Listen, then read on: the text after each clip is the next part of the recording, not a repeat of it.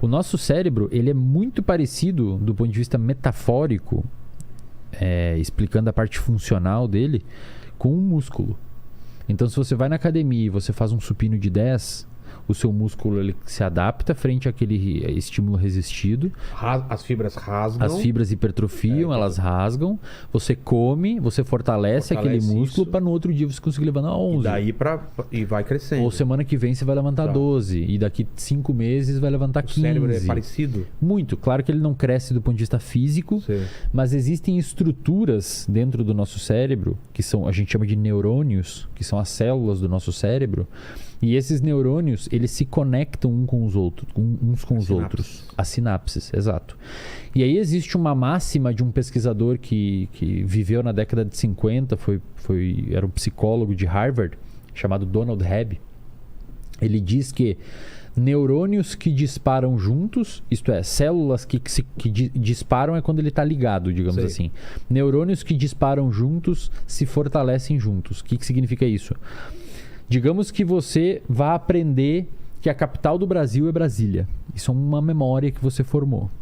Quando você forma essa memória, vamos imaginar que existe aqui essa parede toda é feita de neurônios do seu cérebro. Quando você forma essa memória, algumas das luzes dos fios aqui da parede disparam, outros não. Uns sim, outros não. Como se ficasse uma trilha dentro do seu cérebro. Essa trilha, quanto mais você fortalecer e mais você usar ela, mais forte ela tende a ficar. Então, uma das melhores formas de você fortalecer o seu cérebro... Como um rio, ele vai criando um sulco... Exato. E um caminho, porque ele vai passando várias vezes pelo meu caminho e vai marcando aquele caminho. É um campo de grama que você passa todo dia.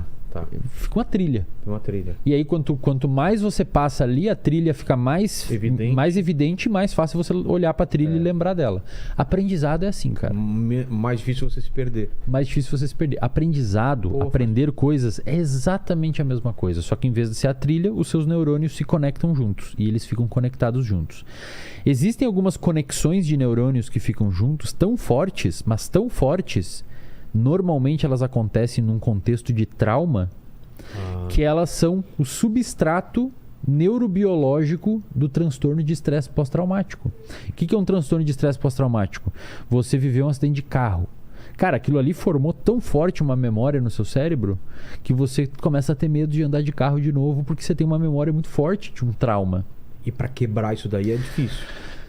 Tem algumas memórias... Especialmente quando envolvem, por exemplo, abuso na infância, que elas tendem a ficar muito fixa, cara. Muito fixa. E escondida às vezes? Então, podem esconder. Tem caso que a pessoa esquece? Tem casos que ocorre um processo chamado de despersonalização. O cérebro... Isso é muito louco, cara. O cérebro, ele meio que faz você ter uma... Vai parecer bem maluco isso, mas é uma situação bem estranha mesmo. Despersonalização... É tipo quando você sai de você e você se enxerga de fora, como se você fosse outra pessoa. Entendi. E o cérebro tende a fazer isso em alguns transtornos de estresse pós-traumático que tem despersonalização junto, principalmente com abuso e principalmente sexual. Não necessariamente físico, mas sexual. Abuso sexual é um trauma muito forte para o nosso cérebro. Muito agressivo. Preditor de muitas doenças psiquiátricas na idade adulta. E muitas vezes o cérebro tira a sua percepção de que é você no momento do trauma, quase como se fosse uma forma de se proteger. De você falar, não fui eu que passei por aquilo, foi outra pessoa. De tão agressivo que é. Então aquela memória fica forte. E para quebrar, cara, é muito complicado, mas envolve um processo gigantesco de psicoterapia, que a gente chama de psicoterapia cognitiva comportamental, envolve processo de dessensibilização, enfim, aí é todo um esquema gigantesco. Medicamento também, às vezes?